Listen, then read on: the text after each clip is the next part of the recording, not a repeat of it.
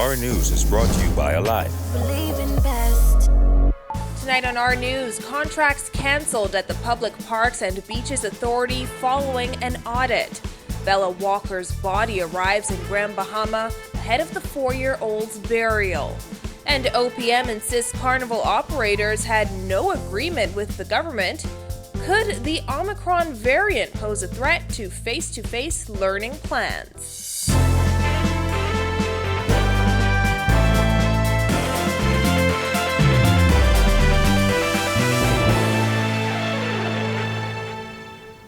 Welcome to Our News, and thanks for joining us. I'm Christina Dragovich. Topping news tonight, an investigation has been launched at the Bahamas Public Parks and Beaches Authority after an audit found massive overspending, poor record keeping, and irregularities with the issuance of contracts under the last board. As a result, all contracts have been canceled. Kyle Joaquin has the details. From July 2020 to June 2021, the authority's expenditure skyrocketed.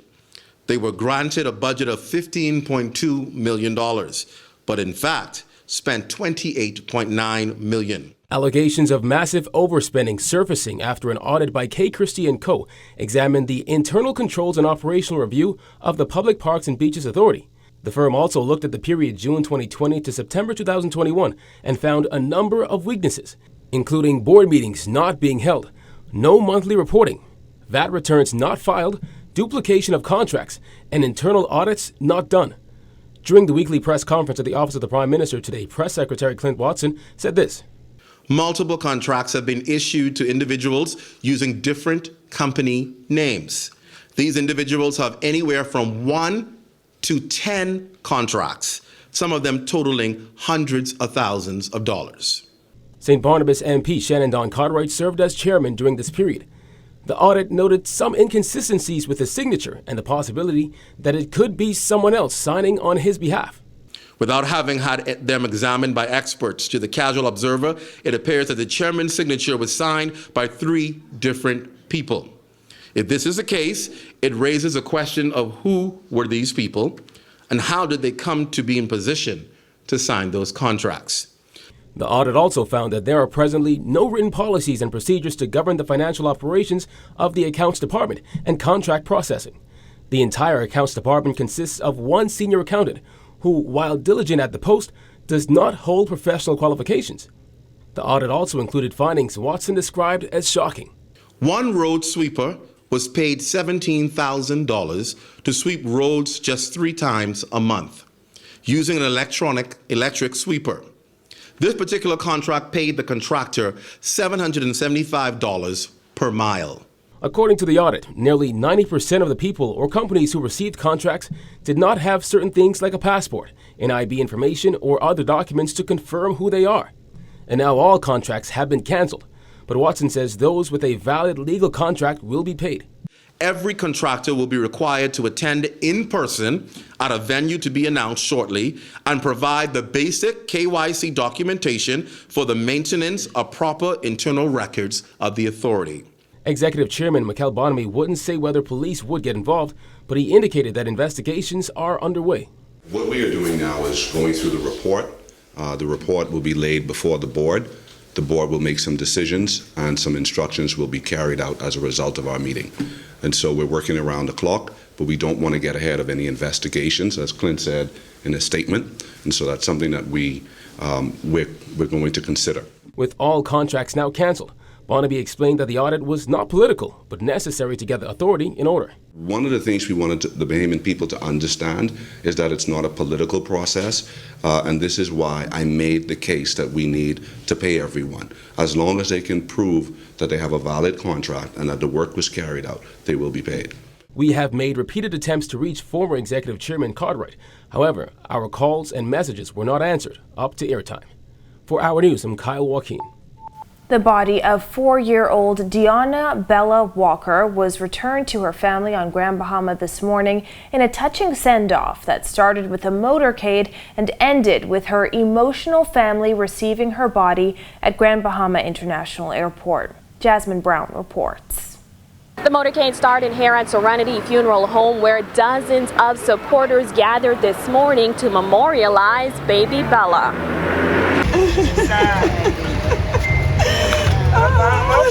Get ready. Baby Bella. He's on the way home. Emotions ran high and the tears flowed as the tiny casket that was covered with images of Peppa Pig was loaded into an SUV that escorted Bella to her final flight to her family in Grand Bahama. Wiping away tears was motorcade organizer Patrice Hannah Carey. So Grand Bahama, I want to say something to you. From the entire New Providence body of people, we apologize and we are sorry. We are sorry that she came alive. And we're returning her to you dead. The murdered toddler's death last month sparked national outrage after police confirmed she died of blunt force trauma. Her story remained in the headlines following a legal battle between her father, Dino Alexander Smith Jr., and her mother's family over his remains. Bella's mother, Astanya Walker, who is accused of exposing the 4-year-old to grievous bodily harm and cruelty to children, had petitioned the court to have full control over the burial plans. Walker's live-in boyfriend, Darion Smith, is charged with the child's murder. In the end, Supreme Court Justice Lauren Klein ruled in her father's favor, paving the way for Bella to be buried in Grand Bahama, where she spent most of her short life. His attorney Maria Daxon and Senate President Lachelle Adderley were among the pink and white clad supporters. I feel his pain. I feel the family pain. So, baby Bella deserved to go home to those persons who had loved her and cared for her. We have to show our support, not just in words, but in action, and to lend the family, and not just baby Bella's family, but all families that suffer with this heart-wrenching devastation of having to lose a loved one. Over in Grand Bahama, it was an emotional scene as her family was reunited with the 4-year-old's remains. Outside Westside Mortuary in 8 Mile Rock, Renique Burrows spoke for the family. As Bella's crying grandmother was being consoled behind her, Burrows says the pain of losing Bella will never go away. A sense of loss, a sense of disbelief, a sense of hurt. You know, God only lent us these children. And, you know, it's our job to protect them and take care of them. So, as a family, they do feel as if they wish they could change it, but they can't. So, now their biggest fight is to make sure she gets justice. Burrows says while the family is grieving, they are thankful for all the support they have received from friends and even complete strangers. Reporting for our news, I'm Jasmine Brown. Thanks, Jasmine. In other news, Attorney General Ryan Pinder, former Senate President Lady Sharon Wilson, and Trade Union Congress President Obie Ferguson among attorneys to be appointed Queen's Counsel. Prime Minister Philip Davis announced in a statement this afternoon that he advised Governor General Sir Cornelius Smith of their appointments. The list also includes Bar Association President Khalil Parker, Muriel Ducille, Philip McKenzie, former PLP Chairman Raynard Rigby, Oscar Johnson, Meta Hughes, and Carlson Sherland. Davis says this honor, the highest in the legal profession, is bestowed in recognition of their long years of esteemed counsel and service in the administration of justice in our country. Well, Press Secretary Clint Watson shooting down claims the holiday carnival got some sort of go-ahead from the government to set up in anticipation of approvals for operation this holiday season. His assertion comes one day after government denied the carnival's second application for operation, citing concerns about the new Omicron variant so close to the reopening of public schools. There is no agreement that was broken with the government. I want to be very clear on that. There is no agreement that was established with the government. All right? The political party and the government are separate entities. So from the government standpoint, there is nothing the government has to be concerned about backlash or relationships, because the government operates for the best interests of the people. And the government is comfortable that it's done that and it's made the right decisions, and those who are involved understand that as well. The opposition has said it was the PLP that sponsored the holiday carnival. However, Watson didn't wish to speak to that today. Two things. I don't want you to see this as a deflection. I cannot speak on behalf of the PLP. I'm the press secretary for the Office of Prime Minister. And to make a statement on behalf of the PLP would be incorrect for me in my role. So I can't speak on the PLP. I do encourage you to talk to the PLP and find out what happened. But it would be improper for me to speak on behalf of the PLP. That's not my job. The carnival's manager has told our news they will pack up and leave. The operator's legal team has not stated whether it will pursue legal action, but Watson questioned what grounds they would have. The government is the government of the Bahamas. We've not erred in our judgment. We've not made any mistake. We don't owe anything to anyone. We are responsible for licensing. We're responsible for giving permission. The government can say yes or the government can say no. You can't sue the government for that. You can probably try. But the government has a responsibility to operate in the best interest. Although the Omicron variant is surging in some countries, health officials say it shouldn't impact the resumption of hybrid learning in public schools on January 11th. This as education officials held a town hall meeting last night to outline what parents and students should expect in the new year. Bethany McDermott reports. The threat of the more transmissible Omicron COVID-19 variant will not impact the public education system's transition to hybrid learning, according to Acting Chief Medical Officer Dr. Philip Swan, who says health officials will continue to monitor the situation. So at the moment it doesn't. We're just being a little more cautious about what we see in the community. As you know, Omicron has been around for 3 weeks now officially, and it takes about 7 to 8 weeks to see how it affects the population, especially when it comes to hospitalizations. The new variant was first discovered in South Africa and reported to the World Health Organization on November 24th. Here at home, the new variant has yet to be detected. Still, officials are warning Bahamians to follow safety protocols. And in our situation where our population is not the best or not generally in the best of health, we are a little more concerned and wary of what we can do. Education officials implemented a number of protocols in hopes of preventing the spread of COVID-19 on school campuses. Here's what parents and students can expect come January 11th. Our students will be checked at the gate, students, teachers, as well as anyone who seeks to access the campus. We will have temperature checks at the gate. In addition to that, students will be physically distanced. Schools have already allotted the 3 to 6 feet physical distance for students in the respective classrooms. Students will also be in cohorts. They will not move out of those cohorts as far as possible. She said students will also be monitored during break and lunch times.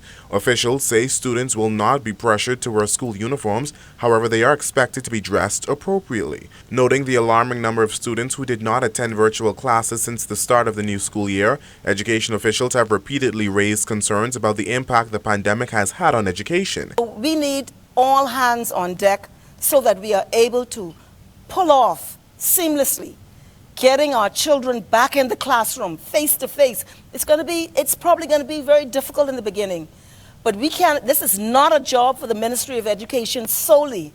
This is not a job solely for the Ministry of Health. This is a job for us as stakeholders in this nation. Reporting for Our News, I'm Bethany McDermott. Partly cloudy conditions tonight. Greg Thompson has the latest. Thanks, Christina. Welcome everybody for your first look at weather on this Friday evening. Another warm night, humid, a little bit on the humid side. Temperatures hovering in the upper 70s. And that easterly flow bringing in some cloudy conditions. So we're looking at partly to mostly cloudy skies. The winds are still blowing out there east-southeast at 12 miles per hour. And your feels-like temperature in the mid to upper 70s. Satellite view, east to southeasterly flow bringing some patchy clouds across the islands. We're looking at a couple of sprinkles. We had a couple of those earlier today here in the capital and across the central and southeastern islands. That high pressure ridge will continue to dominate our weather tonight through tomorrow. So we're looking for a few more isolated showers. That's your first look at weather. Your extended forecast is still to come. When our news comes back from the break, a former health minister warns of another possible COVID surge. And the Crisis Center reacts to plans for its sexual offenses court. Find out more after this. 'Twas the night before Christmas, but there was no magic here. So Santa called Rev to add holiday cheer. First the TV lit up with faves old and new. Then Eero came alive, spreading joy to Mom too. With smiles and kisses on connections so clear, Rev brought good wishes from friends far and near. Then suddenly, Christmas was merry and true. Rev delivers real magic and more Christmas to you. Despite an initial drop in new COVID-19 cases, former Health Minister Dr. Dwayne Sands warns the recent uptick in cases could be a sign of the beginning of another surge. For the month of December, 191 COVID-19 cases were confirmed, with numbers trending upward in recent days. The Bahamas has not sustained a consistent vaccination level. The peak was the week of September 25th, 2021. And we have drifted down, albeit with a couple blips, but we're now vaccinating at 35% of that peak. It is simply not enough.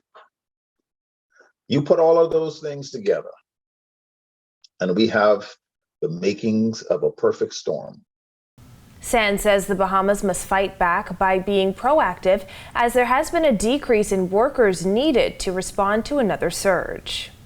But we ought to be taking this time to prepare, to plan for the possibility of another wave, particularly given the fact that we don't have the same level of human resources in particular to respond. We have lost a significant part of our nursing cadre, and some of our physicians and some of our respiratory therapists. Last month, a new strain of COVID-19 was discovered in South Africa. The Omicron variant is said to be more transmissible than previous variants. Sands warns against gatherings over the holidays. That means that yes, this Christmas we cannot party the way we hoped we were going to be able to do. That is an unpopular thing, but perhaps it is the safest thing that we can do. Let us try to keep this economy thriving, but safely. Well, the Bahamas Crisis Center is looking forward to the establishment of a sexual offenses court to deliver swift justice for the victims of sexual abuse and violence in the Bahamas. Director Dr. Sandra Dean Patterson says the court is long overdue.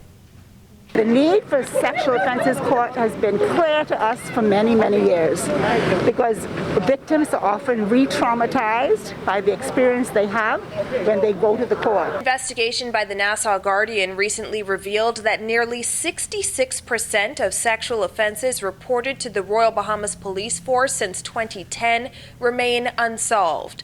Dr. Patterson says in some instances, the victims of sexual offenses can wait years for their matter to be heard. I was not surprised when I saw that the Director of Public Prosecution said that so many people are withdrawing, because you can imagine if you have had experienced this trauma and then you don't get to follow through with it until 5 or 6 years later, how re-traumatizing that can be. This comes as Chief Justice Sir Brian Moree QC told our Jasmine Brown that the courts are severely understaffed.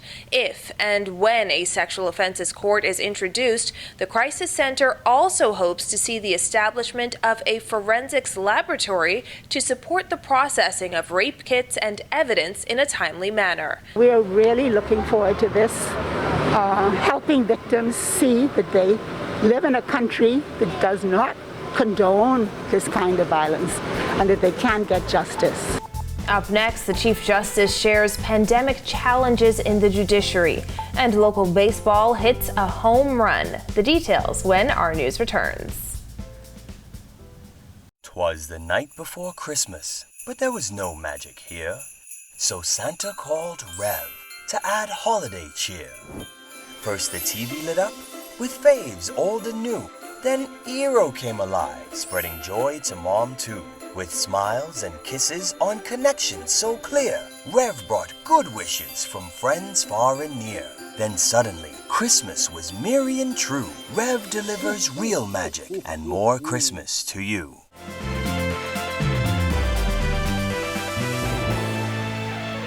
This is our news. Welcome back.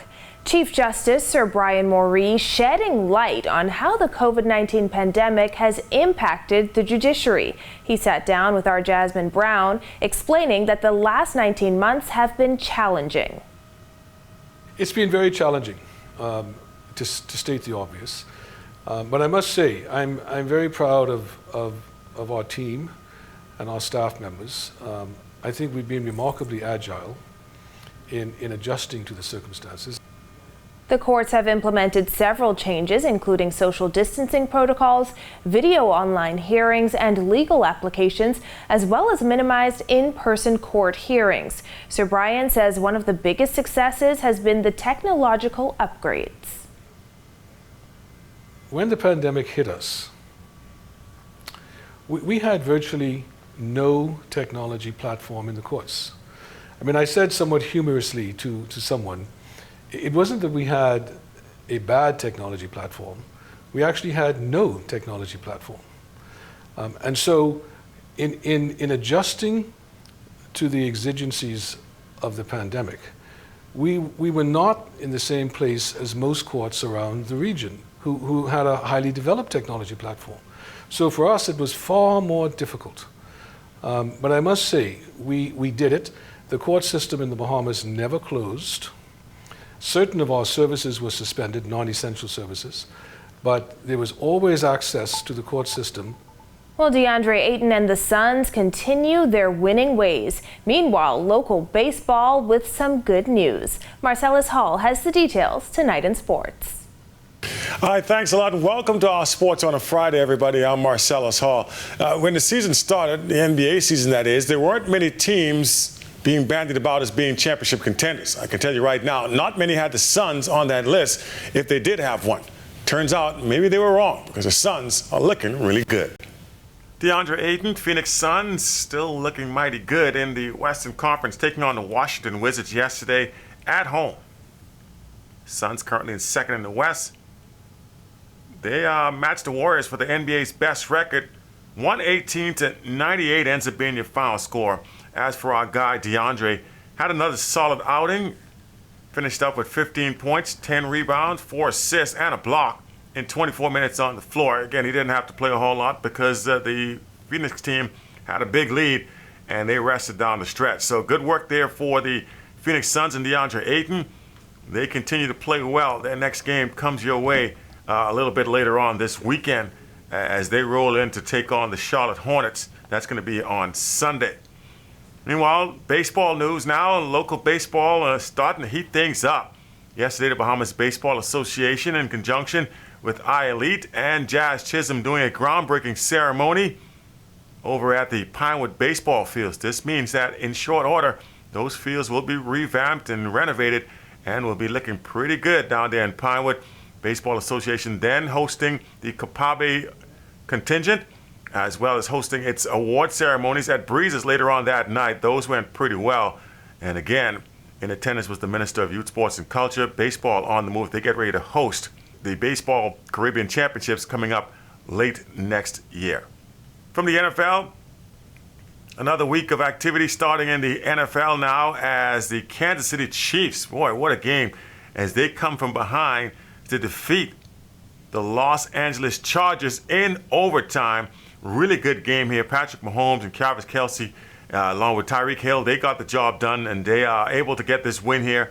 They maintain, or rather take over a lead in the AFC West with a nice win there. 34-28 ends up being the final score.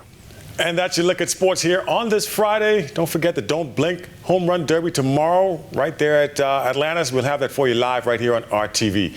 Otherwise, enjoy your weekend. I'm Marcellus Hall. Back to you. Thanks, Marcellus. Still ahead, a look at weekend weather. Stay with us.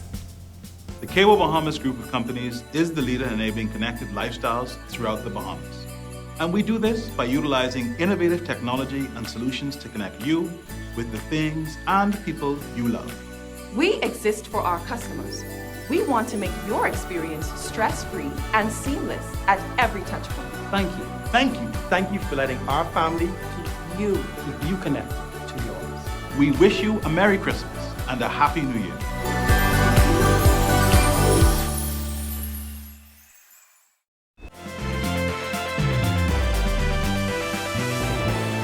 Welcome back to our news. Ideal conditions for last-minute Christmas shopping. Greg is back with weekend weather. Thanks again, Christina. Welcome back, everybody, for your second look at weather. That high-pressure ridge remains in charge of our weather, continuing to generate some breezy conditions across the islands. Moving towards the east, further out into the Atlantic, that's allowing our winds to turn more towards the east-southeast. So we're starting to see some patchy clouds and some isolated showers moving across the island chain.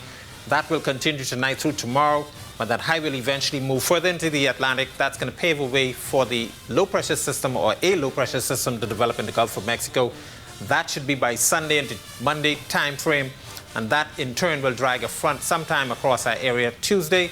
So we're looking at increasing showers by the beginning of next week, possibly some windy conditions thereafter. Boating conditions for the northwest and central Bahamas tonight through tomorrow. Caution flags still posted for you guys. Your winds will be east to southeast at 15 to 20 knots. Seas running 4 to 7 feet over the ocean. Tide is presently high. Will be low at 12:58 in the morning. For the southeast Bahamas, an advisory continues for you guys down there. Very strong winds, easterly 20 to 25 knots. Very rough seas, 6 to 9 feet. So if you don't have to do any boating, we advise you not to get out there on the waters in the southeast Bahamas. Here's a look now at your national forecast.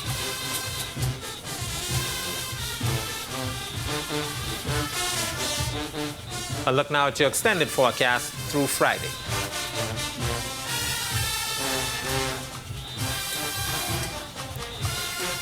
That's a look at our weather. Make it a safe night and have a great weekend, everybody. Christina?